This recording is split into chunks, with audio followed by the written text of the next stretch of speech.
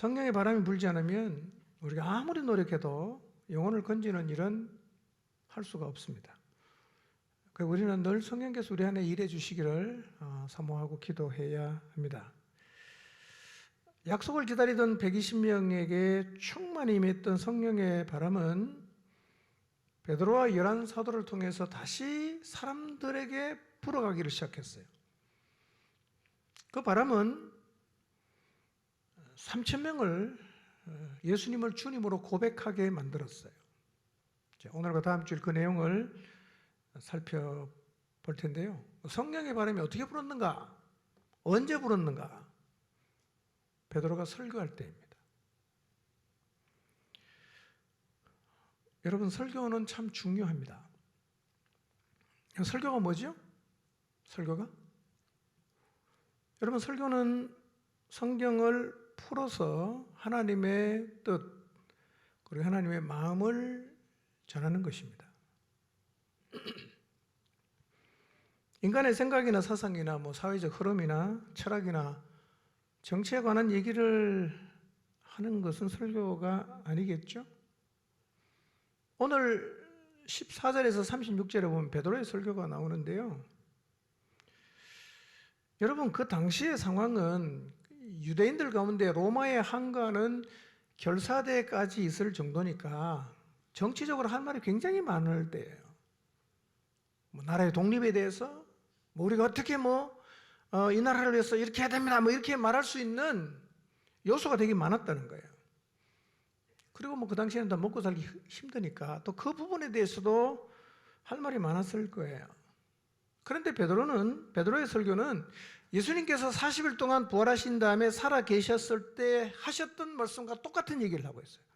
하나님의 큰일, 인간을 구원하기 위해서 하나님이 행하신 그 큰일만 베드로가 지금 이야기를 하고 있습니다.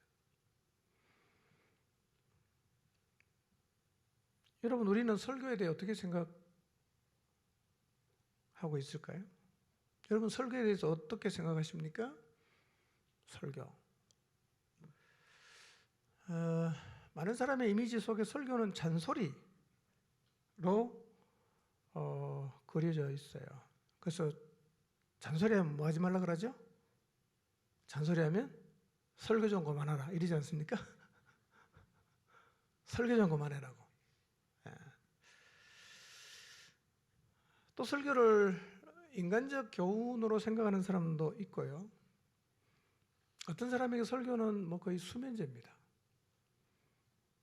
그렇게 밤에 잠이 안 왔는데 설교만 들으면 쏟아집니다, 잠이요. 거의 수면제죠, 수면제.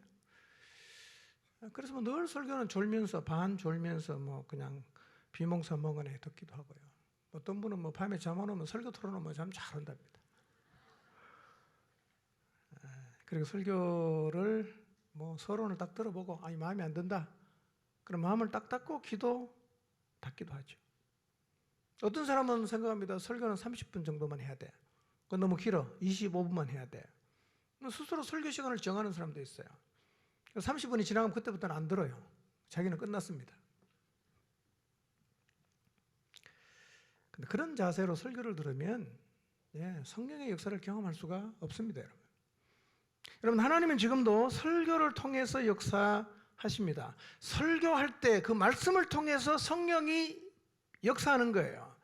그러니까 여러분, 설교를 절대로 잔소리로 듣거나 설교하는 그 사람의 이야기로 듣지 마시기를 바랍니다.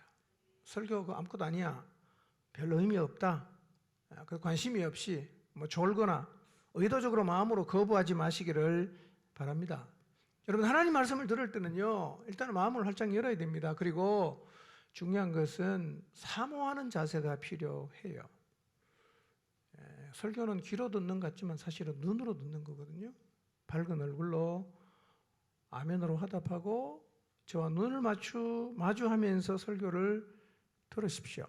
그러면 설교 가운데 역사하시는 성령의 일하심을 분명히 경험하게 될 것입니다. 말씀은요, 말씀을 들을 때 성령의 바람처럼 임해요. 오늘도 그 바람이 불 것입니다. 말씀을 듣다가 그냥 믿어지고, 말씀을 듣다가 우리의 내면이 변화되고, 말씀을 듣다가 새로운 삶을 결단하게 되는 그런 성령의 역사가 오늘도 일어납니다. 그러므로 여러분 설교를 들을 때는 기대하는 마음으로 들으시기를 바랍니다.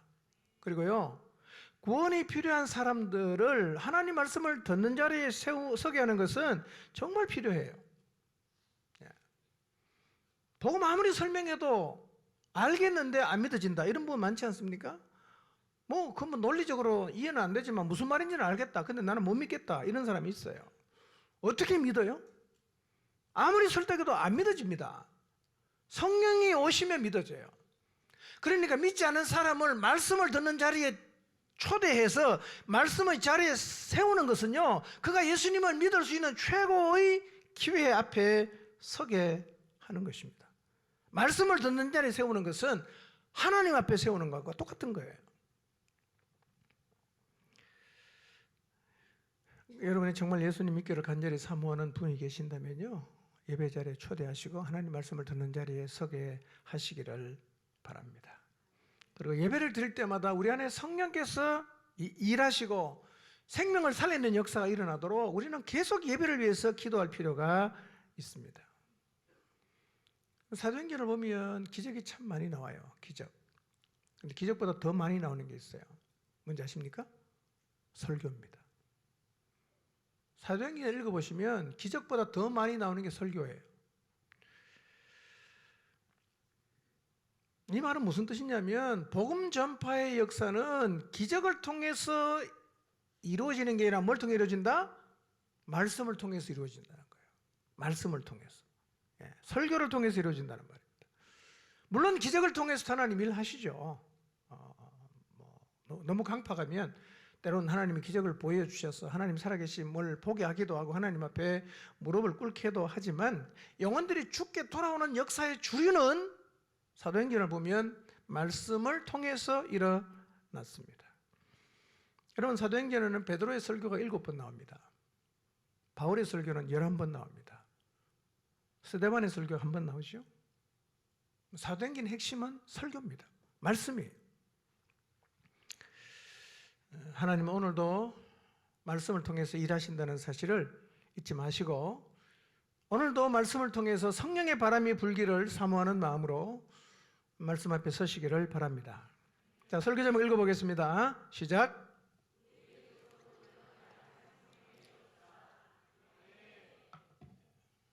자, 오순절이 이르렀을 때 성령이 그들에게 오셨어요. 마가의 다락방에 모였던 사람들은 모두 성령의 충만함을 입었어요. 그리고 갑자기 다른 언어로 말하기를 시작했어요. 근데 놀랍게도 그곳에 모인 오순절날 세계 각지 흩어진 유대인들이 왔는데요, 15개 나라, 그 당시 전 세계를 대표합니다. 그 사람들이 이 사람들의 얘기가 자기 나라 말로 들리기를 시작했어요. 너무 신기하지 않습니까? 그래서 그들이 생각합니다. 이 사람들은 무식한 갈릴리 사람들인데 어떻게 저들이 우리의 언어를 알고 우리의 언어로 저렇게 막 얘기를 하는가? 깜짝 놀랐어요. 신기해합니다. 그런데 어떤 사람은 조롱합니다. 저 사람들 새술에 취했다, 술 취했다, 이렇게 얘기를 했다는 거예요. 조롱했다는 의미가 뭘까요? 그들의 눈앞에서 일어난 성령의 놀라운 역사를 지금 보고 있습니다. 자기 귀로 듣고 있습니다. 그런데 인정하기가 싫었어요. 나 인정하기 싫어. 그래서 받아들인 게 아니라 조롱을 했다는 거예요. 우리도 하나님의 역사 앞에서 이런 태도를 보일 수가 있어요. 내 기분 나쁘니까, 나 저 사람 싫어하니까, 나 기독교 싫어하니까, 내 눈앞에 하나님의 역사가 벌어지고 그걸 내 눈으로 보고 있어도 우리는 이런 태도를 보일 수 있어요. 인정하기 싫어서 조롱하고 있을 수가 있다는 겁니다. 여러분, 받아들이지 않겠다, 나는 안 믿겠다 작정하고 있는 사람에게는 하나님의 역사조차도 조롱거리가 되는 거예요. 혹시 하나님 앞에 나오지만 이런 자세를 갖고 있지는 않는지 우리의 내면의 자세를 돌아볼 필요가 있습니다. 이런 자세로는 평생 교회 다녀도 예수님 믿을 수 없습니다. 자, 14절에 16절 한번 볼까요? 시작.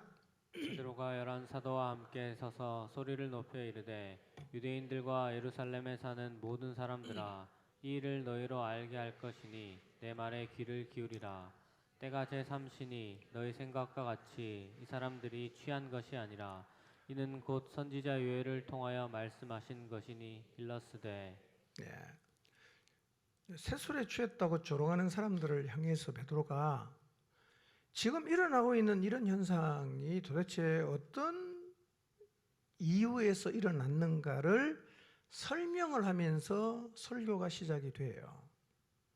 그런데 질문에 대한 대답으로 설교가 시작된 걸 보니까 이 설교는 베드로가 전날 밤에 막 이렇게 준비한 설교가 아니라 적극적으로 한 설교예요. 근데 설교가 놀라운 설교입니다. 성경 얘기, 그 다음에 예수님의 사역 얘기, 그리고 복음을 전해서 사람들을 예수님을 믿는 자리로 이끄는 엄청난 설교인데요. 적극적으로 했어요. 누가 하신 거예요? 성령이 하신 거예요. 여러분, 지금 베드로와 열한 사도가 함께 서서 14절을 보시면 소리를 높여 유대인들과 예루살렘에 사는 모든 사람들에게 이야기를 해요. 이 일을 너희로 알게 할 것이니 내 말에 귀를 기울여라. 그렇게 얘기를 하거든요. 여러분, 이 태도가 벌써 달라진 거예요. 여러분, 베드로와 제자들은 이제는 어떻게 했어요? 예수님이 잡혔을 때 다 도망갔습니다. 수제자 베드로도 다 도망갔어요. 그래도 수제자니까 예수님 마지막에 어떻게 되나 궁금했어요. 그래서 대제사장 집의 뜰에까지는 갔습니다. 근데 두려움 때문에요. 계집종이 말을 할 때 예수님을 3번이나 난 모르겠다. 그렇게 부인했어요. 두려움에 떨던 사람이었습니다. 근데 이 사람들이요, 다 변했어요. 비아냥거리고 조롱을 하지만 숨거나 도망가거나 움츠러들지 않습니다. 오히려 소리를 높여서 말합니다. 유대인과 예루살렘에 사는 모든 사람들아, 하나님이 왜 이 일을 행하신지 내가 설명할 테니까 들어봐라. 이렇게 외치고 있어요. 이게 바로 성령이 주신 권능이에요. 성령의 권능이 바로 담대하게 복음을 증거하는 거예요. 우리도 성령을 받았어요. 오늘 우리의 모습은 어떨까요? 여전히 우리는 사람들을 두려워해서 움츠리고 숨고 도망가고 그럴까요? 아니면 사람들이 조롱하고 미쳤다고 말하지만 담대하게 서서 베드로와 11사도처럼 하나님이 행하신 일을 외치고 있을까요? 여러분, 성령의 권능은 다른 게 아니라 이게 성령의 권능이에요. 베드로가 그들의 조롱에 대해서 이렇게 설명합니다. 지금 때가 삼시다. 삼시인데, 삼시는요 몇 시냐면 한국 시간으로 아침 9시입니다. 사도행전에 나오는 모든 시간은 더하기 6을 하면 한국 시간이 돼요. 여러분, 당시 유대인들은요 하루에 2끼를 먹었습니다. 그리고 3시, 즉 아침 오전 9시는요 유대인들 기도 시간이에요. 정통 유대인들은 기도 시간에 절대로 술을 안 먹죠. 유대 역사가 요세푸스에 의하면 유대인들은 제4시, 그러니까 10시가 되어야, 그러니까 10시까지도요 식사를 안 한답니다. 지금 어떤 날이에요? 오순절이잖아. 3대 절기 중에 하나예요.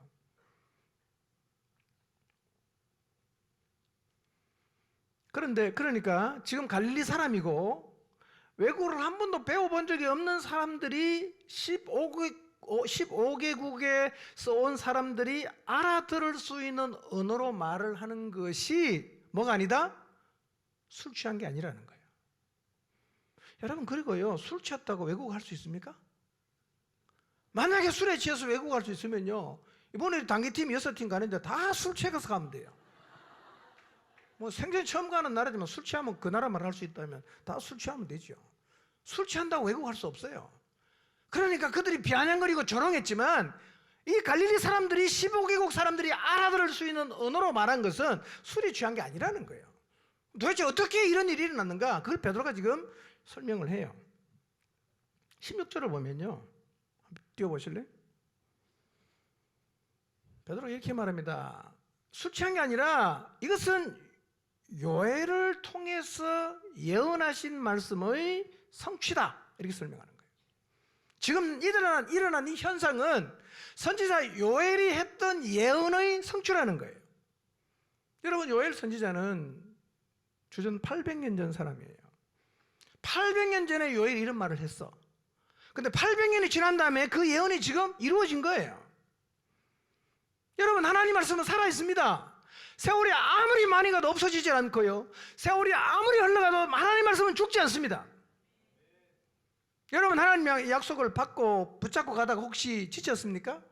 아무래도 아닌 것 같아 포기하셨습니까? 아니에요. 여러분, 하나님 말씀은 사라지지 않습니다. 하나님 말씀은 죽지도 않아요. 그 말씀 다시 붙드시기를 바랍니다. 그리고 베드로는 이 현상을 뭘로 설명하느냐? 하나님 말씀으로 설명한단 말이에요. 여러분, 우리가 주장하는 모든 근거는 하나님 말씀에서 나와야 됩니다. 성경의 근거에서 나와야 돼요. 성경에 없는 걸 주장하면 안 돼요. 베드로는 그 성경 말씀의 근거에서 왜 이런 현상이 나타났는가를 설명을 하고 있습니다. 자, 그러면 베드로의 설명을 한번 들어보겠습니다. 자, 사도행전 2장 17절부터 21절인데요. 이 말씀은 요엘서 2장 28절에서 32절 말씀을 인용한 거예요. 자, 제가 두 개 다 나왔네. 자, 여러분은 사도행전을 보시기 바랍니다. 보입니까, 이거? 제가 요엘서를 읽어드릴 테니까 여러분은 사도행전을 보십시오. 그리고 뭐가 다른가를 한번 찾아보시길 바랍니다. 그 후에 내가 내 영을 만민에게 부어주리니 너희 자녀들이 장래일을 말할 것이며 너희 늙은이는 꿈을 꾸며 너희 젊은이는 이상을 볼 것이며 그때 내가 또 내 영을 남종과 여종에게 부어줄 것이며 내가 이적을 하늘과 땅에 베풀리니 곧 피와 불과 연기 기둥이라. 여호와의 크고 두려운 날이 이르기 전에 해가 어두워지고 달이 핏빛같이 변하려니와 누구든지 여호와의 이름을 부르는 자는 구원을 얻으리니 이는 나 여호와의 말대로 시온산과 예루살렘에서 피할 자가 있을 것이며 남은 자 중에 나 여호와의 부름을 받을 자가 있을 것임이니라. 그랬습니다. 동시에 비교해 보니까 똑같습니까? 좀 다릅니까? 다르죠? 여러분, 신약에서 구약을 인용할 때는요, 그대로 인용하진 않아요. 왜 다릅니까? 해석을 하는 거예요. 성령의 이끌림을 받는 설교자가 구약의 말씀을 해석해서 지금 이 얘기를 하고 있어요. 크게 다른 게 네 가지가 있어요. 네 가지. 하나는 뭐냐면 요엘서에는 그 후에 내가 내 영을 만민에게 부어준다 그랬죠. 근데 사도행전은 뭐라고 되어 있어요? 말세에 내가 내 영을 모든 육체에 부어준다 이렇게 말했어요. 그 후에를 말세로, 만민에게를 모든 육체에게로 이렇게 바꿔 설명해요.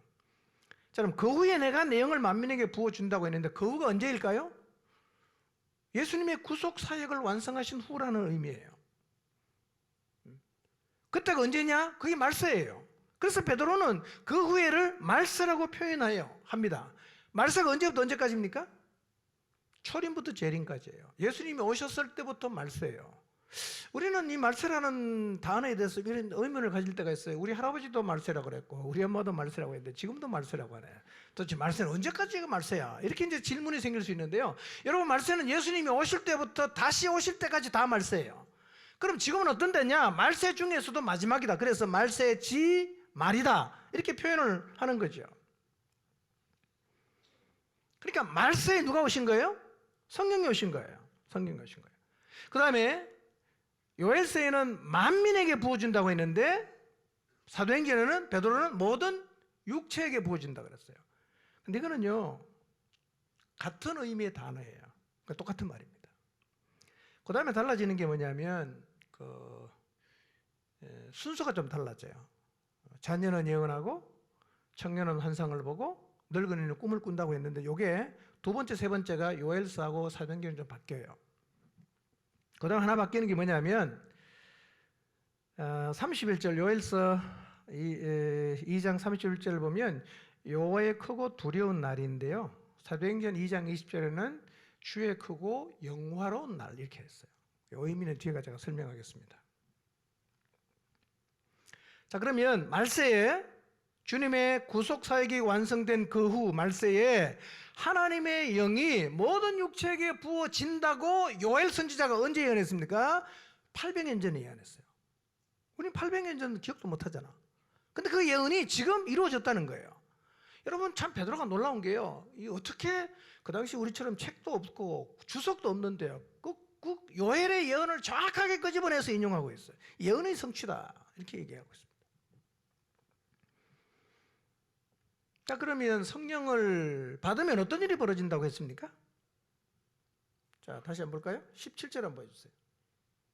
17절. 자, 17절. 자, 성령을 받으면 어떤 일이 벌어진다고 했습니까? 첫 번째, 자녀들은 예언하게 된다 그랬어요. 자녀들은 예언하게 된다. 여러분, 구약시대 예언을 누가 했습니까? 예언을? 구약시대 예언은 선지자가 했습니다. 예언자들이 했어요. 그런데 성령을 받으면 우리의 자녀들이 예언을 하게 된다고 말씀하고 있습니다. 여러분, 여기서 예언이라고 하는 것은 보통 사람이 알 수 없는 그 미래에 대한 예지 능력을 말하지 않습니다. 뭐 예를 들면 뭐 이렇게 저 봉투 하나 들고 가서 갖다 들이밀고 우리 아들 부산대학 갔으면 좋겠습니까? 경북대학 갔으면 좋겠습니까? 이렇게 들이밀고 그러면 샬랄랄랄랄랄라 부산으로 가세요. 이런 게 아니라는 거예요. 이거는 점쟁입니다. 점쟁입니다. 부산대까지 서울대까지 그냥 결정하세요. 그렇게 중요하지 않아요. 여기서 예언을 한다는 말은 뭐냐면 하나님의 말씀을 말한다는 거예요. 여러분, 사실은 하나님 말씀이 예언이죠. 심판이 있다, 예언 아닙니까? 영생이 있다, 예언 아닙니까? 부활한다, 다 예언이에요. 그러니까 우리 자녀들이 뭘 하냐? 하나님의 말씀을 말하게 된다는 것입니다. 여러분, 특히 이제 뭐 유치부부터 이제 중고등학생, 대학생의 자녀를 두신 부모님, 여러분의 자녀를 어떻게 키우고 계십니까? 한번 생각해 보세요. 어떻게 여러분의 자녀를 키우려고 생각하고 계십니까?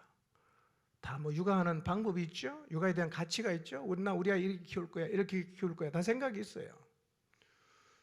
혹시 여러분의 자녀를 뭐 그냥 뭐 내가 뭐 파출부를 하고 해서라도 과외를 시켜서 성적을 올려서 좋은 대학에 보내서 세상에 성공하는 자녀를 키워야겠다, 이런 생각을 지금 강하게 가지고 계십니까?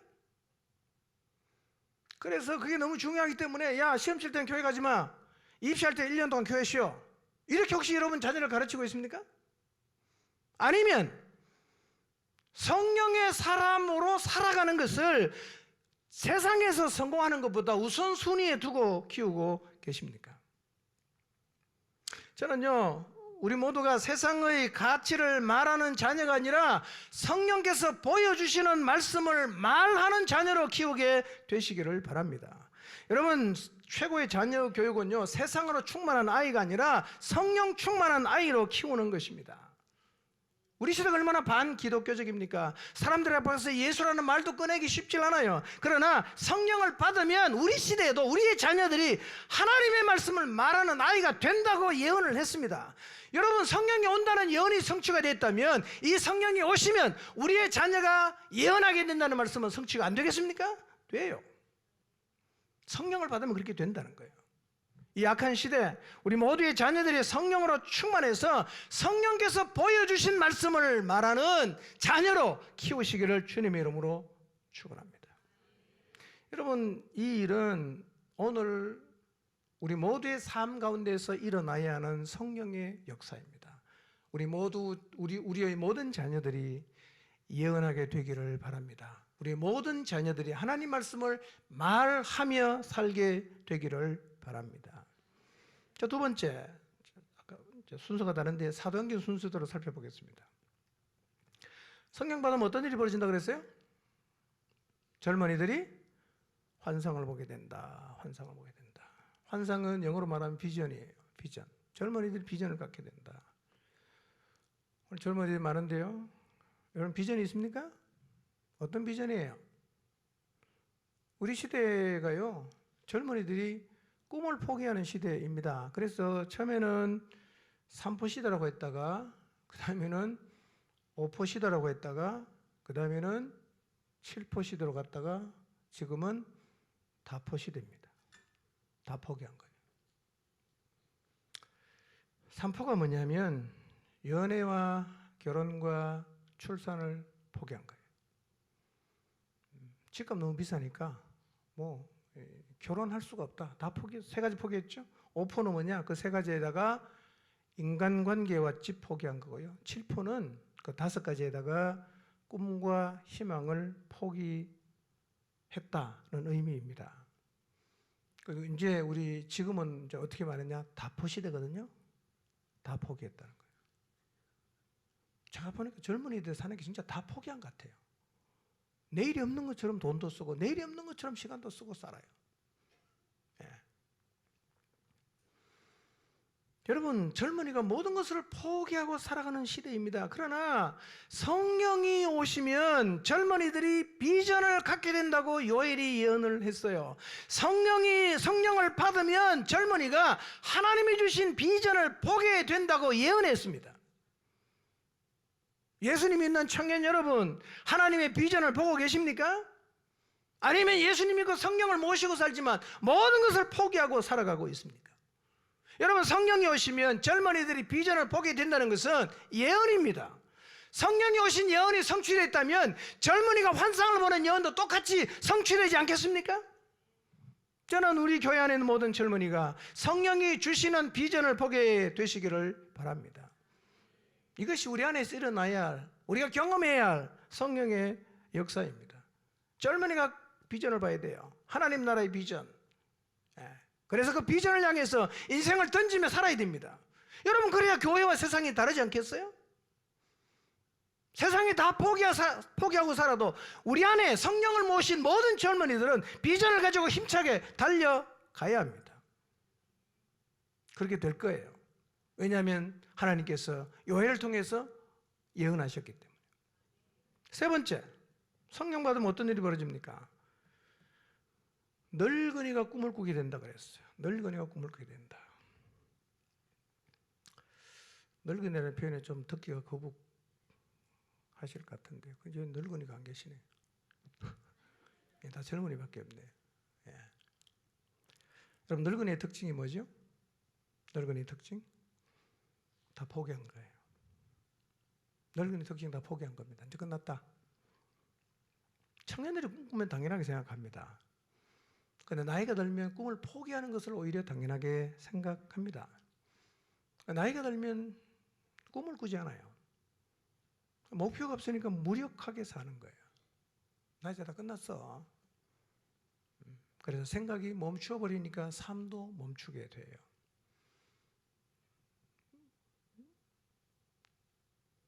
이제 우리 생존 연령이 점점 높아지면서요, 우리 중에도 은퇴하고 일선에서 물러선 어른들이 참 많이 있어요.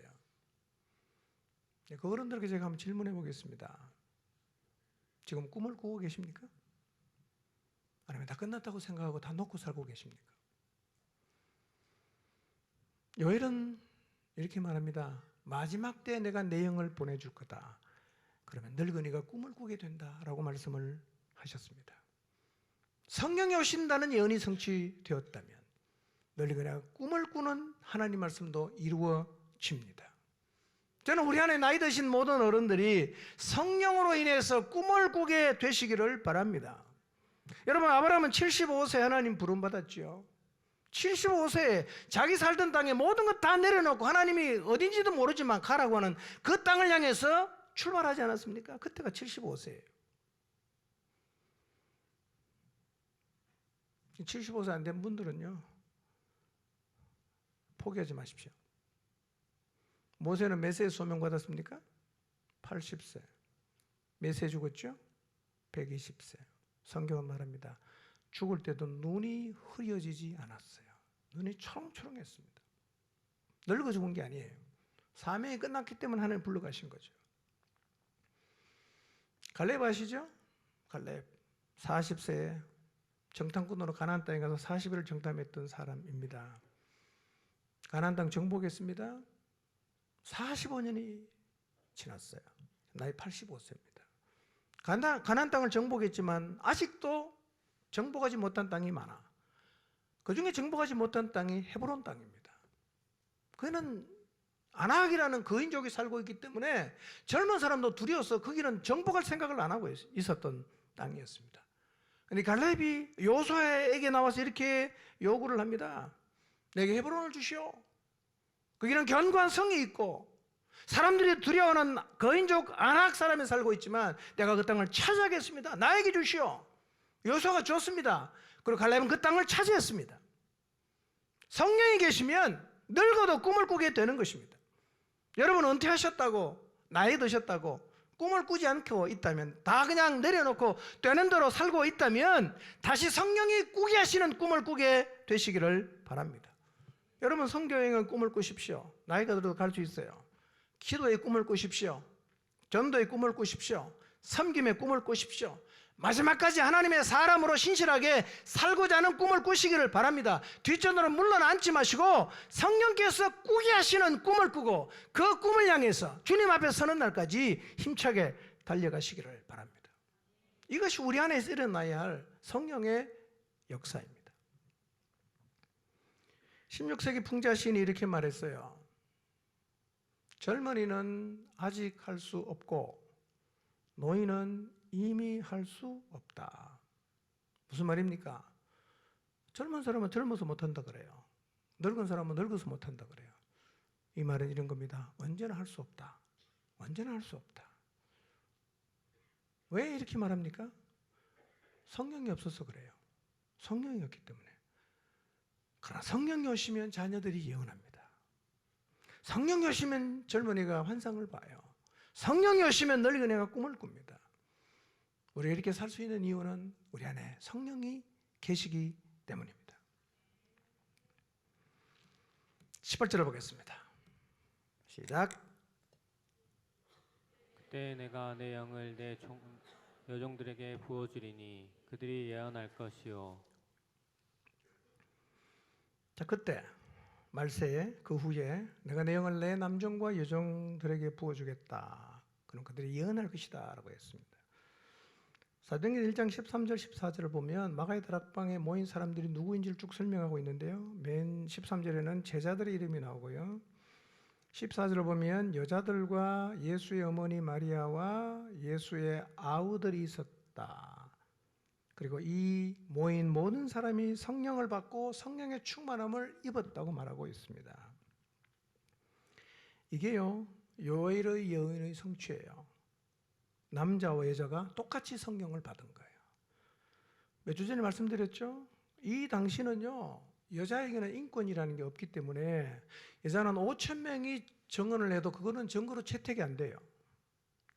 남자는 2명만 얘기하면 증거 채택이 되는데 여자는 5,000명이 말해도 채택이 안 돼요. 인권이 진짜 없었어요. 근데 마지막 때 성령이 오시면 남자, 여자 똑같이 뭘 받는다고요? 성령을 받는다. 그럼 오순절날 그 모인 사람 중에 남자도 여자도 있는데 성령이 남자에게만 임했습니까? 아니에요. 남자와 여자에게 동시에 임했습니다. 요일의 예언이 이루어진 거죠. 여러분 성령 안에서는 남자와 여자가 없어요. 하나님의 영은 모든 육체에게 부어집니다. 성령의 역사는 차별이 없어요. 남녀노소 학벌 실력 다 상관없어요. 여러분 이 놀라운 성령의 역사가 여러분의 삶 가운데서 일어나게 되기를 바랍니다. 나는 안 돼, 나는 할 수 없어. 그런 생각하지 마십시오. 차별이 없습니다. 모든 육체에게 하나님의 영은 부어진다고 요엘이 예언했고 그 예언은 이미 성취가 됐어요. 19절 20절입니다. 시작. 또 내가 위로 하늘에서는 기사를 아래로 땅에서는 징조를 베풀리니 곧 피와 불과 연기로다. 주의 크고 영화로운 날이 이르기 전에 해가 변하여 어두워지고 달이 변하여 피가 되리라. 누구든지 주의 이름을 부르는 자는 구원을 받으리라 하였느니라. 자, 이런 일이 언제 일어난다는 얘기입니까? 말세 이런 일이 일어난다는 거예요. 말세가 되면 하늘과 땅에서 기사와 징조가 나타난다. 징조는 사인입니다. 사인. 그리고 자연의 법칙이 파괴되는 일도 일어난다. 홍수, 지진, 엘니뇨 현상, 다 그런 거죠. 근데 예수님이 십자가에 못 박혔을 때요, 마태복음 27장 45절 말씀 보면 12시부터 오후 3시까지 온 땅에 어두움이 임했어요. 사람들이 굉장히 두려워했습니다. 여러분 갑자기 대낮에 깜깜해져 봤어요. 얼마나 두렵겠어요? 이 지구에 종말이 왔나? 뭐 그런 생각 안 하겠어요? 이게 하나님이 마지막 시대에 보여주시는 기사와 징조들인데요. 이런 얘기입니다. 기적은 일어난다는 거예요. 이 마지막 때, 이 말세에 하나님은 우리에게도 기적을 허락하신다는 얘기입니다. 여러분, 우리의 삶에서도 하나님이 허락하시는 기적이 일어난다는 사실을 믿으시기를 바랍니다. 그러니까 여러분 신앙생활하고 인생을 살아가면서 내 힘으로 할 수 있는 일, 내 능력으로 가능한 일만 기대하지 마시고 하나님의 말씀을 붙잡고 하나님의 기적을 믿음으로 나가시기를 바랍니다. 여러분 이런 기적은 우리 안에도 이미 일어나고 있어요. 치유의 역사들, 귀신이 쫓겨나가고 우리의 문제가 해결이 되고 강팍한 마음이 무너지는 일들이 일어나고 있지 않습니까? 제 인생을 살면서 깨닫는 게 이거예요. 내가 할 수 있는 게 너무 적다는 거예요. 내가 할 수 있는 게 너무 적어요. 여러분이 마음대로 할 수 있는 게 얼마나 되는가 한번 생각해 보세요. 여러분 남편 마음대로 할 수 있어요? 여러분의 자녀 마음대로 할 수 있습니까? 부모를 마음대로 할 수 있어요? 따지고 보면요, 우리가 원하는 대로 마음대로 할 수 있는 게 거의 없습니다. 나도 내 마음대로 못 하는데. 그래서 하나님의 역사가 아니면 우리가 할 수 있는 일은 너무 적어요. 그런 하나님은 지금도 이 마지막 시대에 우리를 통해서도 기적을 일으키십니다. 그러니까 한계에 갇혀서 살지 말고 하나님 말씀을 붙잡고 그분이 행하시는 그분의 기사와 표적을 기대함으로 나가시기를 바랍니다. 성령이 오셨기 때문에 그런 일은 가능합니다. 기적을 기대하십시오.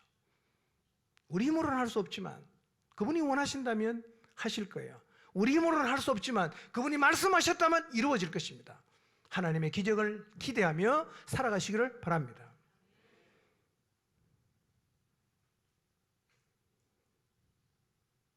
(20절이죠) 주의 크고 영화로운 날이 이르기 전에 그랬어요. 주의 크고 영화로운 날, 요엘서에는 주의 크고 두려운 날이라고 했어요. 여러분 주의 크고 두려운 날이 뭐겠어요? 심판의 날이죠. 심판.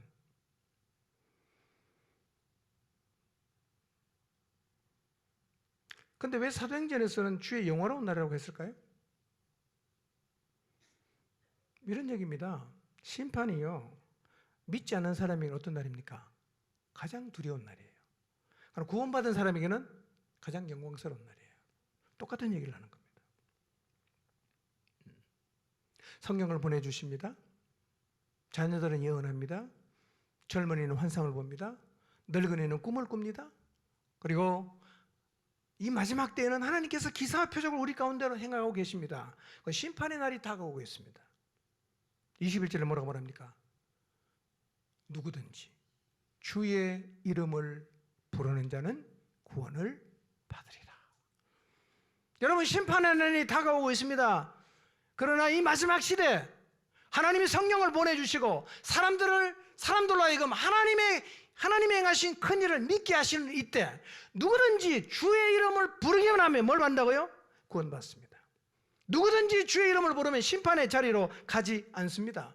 우리도 주의 이름을 불러야 하지만 아직 우리 주변에 주의 이름을 부르지 않는 사람들이 주님의 이름을 불러서 구원의 자리에 이르게 하는 것이 이 마지막 때 우리가 해야 될 가장 중요한 일입니다. 저는 이 말씀 묵상하면서요, 성령이 오셨다는 것이 얼마나 대단한 일인가, 우리 안에 성령님이 계신다는 것이 얼마나 놀라운 일인가 하는 것이요, 마음에 너무 크게 다가왔어요. 성령이 오셨구나, 성령이 내 안에 계시는구나, 가슴이 뛰었습니다. 성령이 오셨구나. 그렇다면 우리도 세상이 두려워 도망하지 않고 담대하게 복음을 말할 수 있는 증인 될 수 있겠구나. 우리의 자녀들이 하나님을 거부하고 조롱하고 비웃는 세상이지만 이 세상 속에서 하나님의 말씀을 말하며 살 수 있겠구나. 우리의 젊은이가 비전을 가질 수 있겠구나. 우리의 늙은이가 꿈을 꾸면서 살 수 있겠구나. 이 모든 일이 다 가능한 일이에요. 우리가 놀라운 은혜를 이미 입고 있고 이 역사를 사모함으로 나갈 때 이 성령의 역사가 우리 가운데도 나타날 수 있다는 사실이요, 너무 제 가슴을 뛰게 했습니다. 사랑하는 성도 여러분, 성령이 오시면 이런 역사가 나에게도 나타난다는 사실을 믿으시기를 바랍니다.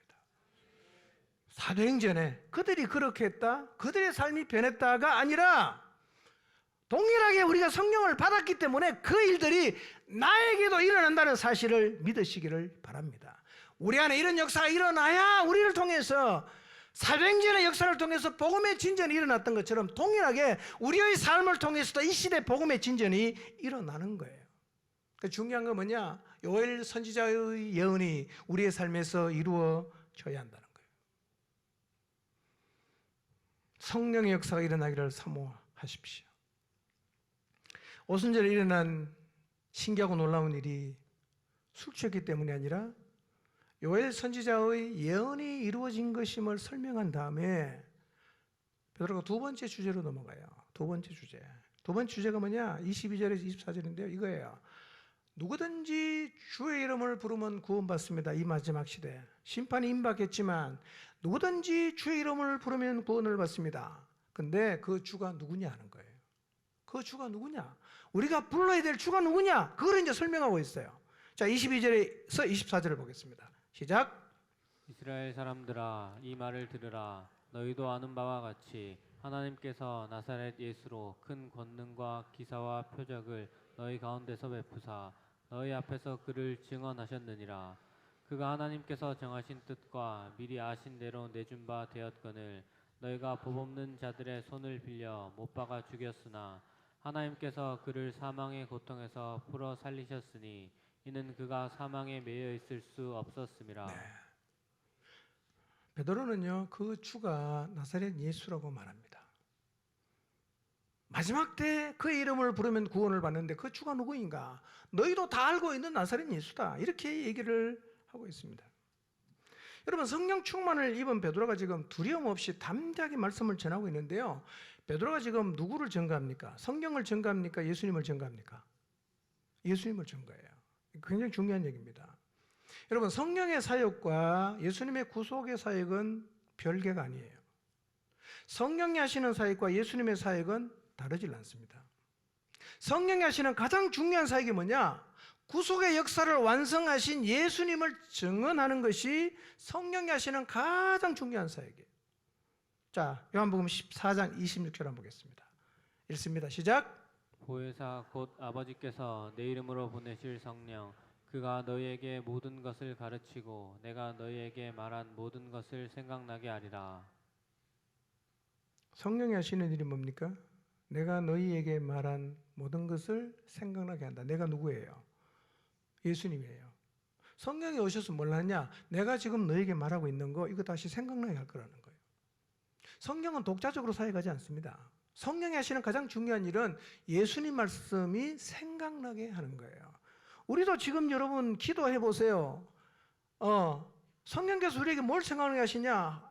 예수님 말씀을 계속 생각나게 하는 거예요. 잊고 살았던, 신경 안 쓰고 살았던 예수님 말씀이 자꾸 생각나게 되는데 그게 누가 하는 일입니까? 그 성령이 하시는 일이에요. 자, 요한복음 15장 26절 봅니다. 시작. 내가 아버지께로부터 너희에게 보낼 보혜사 곧 아버지께로부터 나오시는 진리의 성령이 오실 때에 그가 나를 증언하실 것이요. 자, 진리의 성령이 하시는 일이 뭐죠? 그가 나를 증언한다. 나가 누구예요? 예수님이고 그는 누구예요? 성령이죠. 성령이 오셔서 하시는 일이 뭐냐? 예수님을 증언하는 거예요. 성령은 예수님을 증언합니다. 우리가 성령 사역을 한다는 말은 그냥 성령 사역을 통해서 나타나는 현상이나 결과 그게 아니라요. 성령이 하시는 가장 중요한 일은 예수님을 증거하는 거예요. 별개가 아니에요. 따로 놀지 않습니다. 독자적이지 않아요. 자, 하나 더 봅니다. 요한복음 16장 13절입니다. 시작.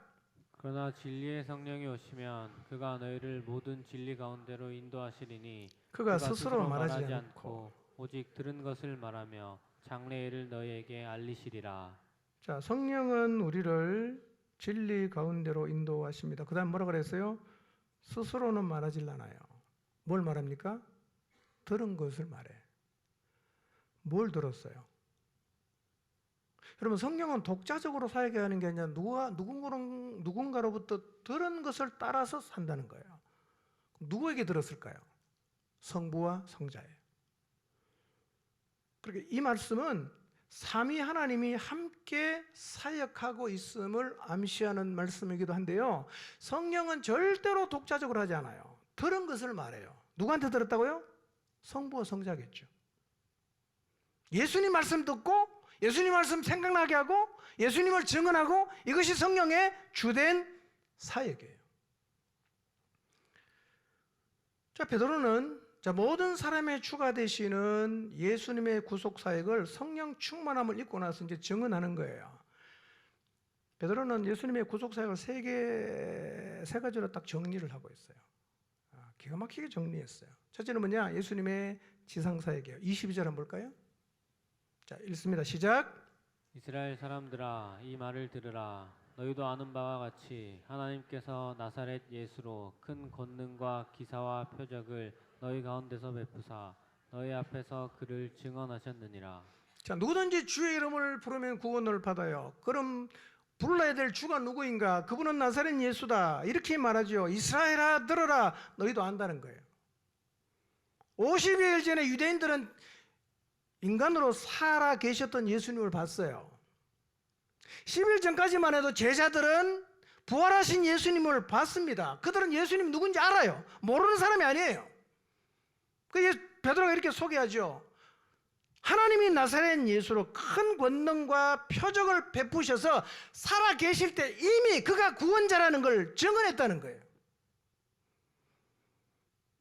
여러분, 예수님 이 땅에 계실 때 무슨 일 하셨어요? 사람들이 계속 묻잖아. 네 누구냐? 하나님 우리 아버지다. 네가 어떻게 하나님 아들이냐? 그럼 예수님 계속 표적을 보여주죠. 계속 표적 보여달라고 요구했어요. 그래서 예수님 이 땅에 계실 때 기사와 표적을 참 많이 행하셨어요. 죽은 사람 살립니다. 나병 환자 고칩니다. 중풍병자 고칩니다. 귀신을 쫓아냅니다. 혈루 근원이 마르게 합니다. 오병이의 기적을 행합니다. 바람과 바다를 잔잔케 합니다. 그러면서 수많은 사람들에게 하나님 나라의 복음을 전했어요. 이 말은 이런 얘기예요. 그분은 이 땅에 살아 계실 때부터 자신이 구원자임을 보여주기 위해서 많은 일을 행했다는 거예요. 이것이 우리의 주 되신 예수 그리스도께서 이 땅에서 33년의 생애를 살면서 하셨던 일이에요. 그럼 두 번째, 예수님이 하신 사역이 뭐냐? 십자가를 지는 사역을 했다는 거예요. 23절 봅니다. 시작. 그가 하나님께서 정하신 뜻과 미리 아신 대로 내준 바 되었거늘 너희가 법 없는 자들의 손을 빌려 못 박아 죽였으나. 예. 살아있을 때에도 자기가 하나님이 보내신 구원자임을 그의 삶을 통해서 다 보여주셨는데 그분은 결국 뭘 주셨어요? 십자가를 주셨어요. 그런데 23절을 잘 보십시오. 하나님 편에서는 예수님의 십자가는 정해진 뜻이에요. 정해진 뜻 미리 알고 계셨어요. 그럼 우리 편에서는 뭐예요? 우리가 그분을 죽인 거예요. 하나님 편에서는 정해진 겁니다. 우리 편에서는 우리가 영광의 주를 십자가에 못 박아 죽였어요. 여러분, 예수님 누가 죽였어요? 예수님 누가 죽였습니까? 유대 종교 지도자들이 고발했어요. 빌라도가 사형에 내줬습니다. 십자가에 못 박아 죽여라. 실제로 누가 죽였습니까? 로마 군병이 죽였어요. 그럼 베드로가 이렇게 말하지 않습니까? 너희가 죽였다는 거예요. 로마 군병이 죽은 게 아니라 너희가 죽였다. 그렇습니다. 예수님은 누가 죽였어요? 우리가 죽인 거예요. 내가 예수님을 십자가에 달리게 했습니다. 여러분, 그가 다른 사람을 위해 죽었다면 그분의 죽음이 나랑 별로 상관이 없습니다. 근데 그분의 죽음이 나를 위한 것이라면 문제는 달라지지 않겠습니까? 예수님 누가 죽였냐? 우리가 죽였어요. 예수님 왜 십자가를 지셨습니까? 우리 죄 때문에 십자가를 지셨어요. 십자가는 누구를 위한 것입니까? 나를 위한 것입니다. 그래서 누구라도 그분을 주님으로 부르면 뭘 받아요? 구원을 받는다는 거예요. 우리가 예수님을 십자가에 못 박아 죽였습니다. 내가 예수님을 십자가에 못 박아 죽였다는 사실을 잊지 마시기를 바랍니다. 이것이 주님이 하신 두 번째 사역입니다. 자, 세 번째 사역 무엇인가? 사망에서 부활하시는 사역입니다. 24절 읽겠습니다. 시작. 하나님께서 그를 사망에 매여 있을 수 없었음이라. 십자가에 죽었어요. 죽음으로 끝날 수는 없어요. 하나님께서 그를 사망의 고통에서 풀어 살리셨어요. 그 다음에 이렇게 말합니다. 이는 그가 사망에 매여 있을 수 없었음이라. 여러분, 예수님은 죽음에 얽매여 있을 뿐이 아니에요. 그분은 하나님이세요. 그분이 부활하셔야 우리가 구원을 받습니다. 그래서 그분은 부활하셨어요. 이제 그분은 무덤에 갇혀 있지 않습니다. 부활하셨고 지금도 살아계십니다. 그분이 왜 부활하셨습니까? 우리를 사망에서 부활하게 하기 위해서입니다. 예수님 믿는 우리는 이제 사망의 영혼에 얽매이지 않습니다. 썩음을 당치 않게 될 것입니다. 부활하게 될 것입니다. 여러분, 이렇게 성령이 하시는 사역의 핵심이 뭐냐? 우리의 주 되시는 예수님을 증거하는 거예요. 성령은 자기를 증거하지 않습니다. 예수님을 증거해요. 이렇게 예수 그리스도께서 오셔서 기사와 표적을 보이시고 우리의 죄를 대신 짊어지시고 십자가를 지시고 사망에 매여 있지 않고 부활하심으로 말미암아 구속의 사역은 완성이 됐습니다. 이제 누구든지 주의 이름을 부르면 구원을 받게 됩니다. 아멘입니까? 누구든지 주의 이름을 부르면 구원을 받아. 왜냐하면 그분이 우리의 죄를 속하시고 구원자로 우뚝 서셨기 때문입니다. 우리가 이렇게 생각할 수 있어요. 우리가 받는 구원은 십자가면 족하지 않습니까? 부활은 왜 필요합니까? 여러분, 우리가 십자가 굉장히 중요하지만 십자가만 강조하면 반쪽일 수밖에 없어요. 부활이 없다면 십자가는 의미가 없죠? 그러면 부활, 십자가와 부활은 어떤 관계가 있는가? 자, 로마 4장 25절 한번 보겠습니다. 읽습니다. 시작. 예수는 우리가 범죄한 것 때문에 내줌이 되고 또한 우리를 의롭다 하시기 위하여 살아나셨느니라. 예, 예수님 왜 죽으셨어요? 대속의 죽음이라고 그러잖아요. 대신 죽어준 거예요. 원래 누가 죽어야 됩니까? 우리가 죽어야 돼요. 근데 그분이 대신 죽어줬어요. 그럼 뭐가 해결됐겠어요? 우리 죄의 문제가 해결이 됐겠죠. 그럼 왜 부활이 필요합니까? 왜 부활이 필요하죠? 여러분, 예수님이 부활해야 그분의 죽음이 대속의 죽음인 걸 확인할 수가 있어요. 여러분, 미친 사람이 와서 내가 온 인류의 죄를 내 죽는다고 덜컥 죽었어요. 믿어도 됩니까? 어떻게 믿어 그거를? 그래서 유대인들이 증거를 요구한 거예요. 당신이 하나님의 아들이라면, 구원자라면 증거를 대라 이거예요. 계속 대도 또 대라. 그래서 예수님께서 마지막으로 제시한 증거가 뭐였어요? 부활이었단 말이에요. 부활하면 그분의 죽음이 개죽음이 아니라 우리의 죄를 위한 대속의 죽음임이 확인이 되는 것입니다. 그래서 로마서 4장 25절은 예수는 우리의 범죄함 때문에 내줌이 되었습니다. 그리고 우리를 의롭다 하기 위해서 살아나셨다고 말씀하세요. 여러분, 이처럼 부활은 예수님이 주님이심을 가장 확실하게 증명한 사건입니다. 그래서 베드로는 25절부터 예수님 부활에 대해서 길게 설명해요. 이날 베드로의 설교의 하이라이트는 부활이에요. 이 부분은 다음 주에 상고하도록 하겠습니다. 여러분, 지금 성령 충만한 베드로가 예수님이 주님이라고 증언합니다. 누구든지 주의 이름을 부르면 구원을 받는다고 증언합니다. 이것이 성령이 하시는 가장 귀한 사역입니다. 여러분, 성령님은요, 우리로 하여금 예수님을 증거하게 해요. 또 성령님은요, 믿지 않은 사람이 예수님을 믿을 수 있게 합니다. 성령의 바람이 불면 사람들이 예수님을 믿어요. 예수님을 주님이라고 부르게 되고 그 주님을 따르게 해요. 이 성령의 역사입니다. 여러분, 베드로가 설교할 때요, 이 말씀, 우리가 지금 묵상했던 이 말씀으로 설교를 할 때요, 성령의 바람이 불었어요. 3,000명이 죽게 돌아왔어요. 베드로의 설교의 탁월함이 아닙니다. 성령의 역사란 말이에요. 3,000명이 회개하고 예수님을 주님으로 믿게 되었어요. 그 얼마 전까지만 해도 예수님이 하나님의 아들이 아니라고 했던 사람들, 신성 모독에는 죽여야 된다고 외쳤던 사람들입니다. 그러나 베드로의 설교를 들을 때 성령의 바람이 그들에게 부니까요, 그들이 예수님을 주님으로 고백하고 무릎 꿇는 놀라운 역사가 일어났습니다. 여러분, 이제 교회에 성령의 바람이 불어야 합니다. 우리가 사랑하는 가족을 구원하기 위해서 계속 기도하고 있어요. 어떻게 그들을 구원할 수 있습니까? 노력으로 됩니까? 설득하면 되나요? 아니에요. 성령의 역사가 있어야 합니다. 그렇다면 우리가 무엇을 해야 할지 자명해졌습니다. 성령이 예수님을 증거합니다. 성령이 예수님을 믿게 합니다. 그렇기 때문에 우리 안에 가장 중요한 것은 성령의 바람이 부는 것입니다. 성령의 역사가 나타나는 것입니다. 이것만이 교회가 교회의 사명을 이루어갈 수 있는 유일한 길이에요. 그분이 역사하지 않으면 아무것도 할 수가 없어요. 아무리 노력해도 우리는 열매를 얻을 수가 없습니다. 근데요, 성령님 우리 안에 계시잖아요. 너무 감사하지 않습니까? 그분이 나타나시기만 하면 돼요. 그럼 그분의 역사가 우리 가운데도 이루어지게 됩니다.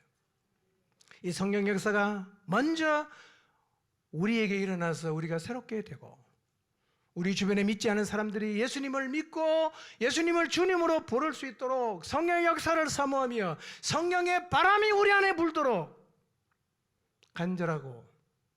간절하게 기도하시기를 주님의 이름으로 축원합니다.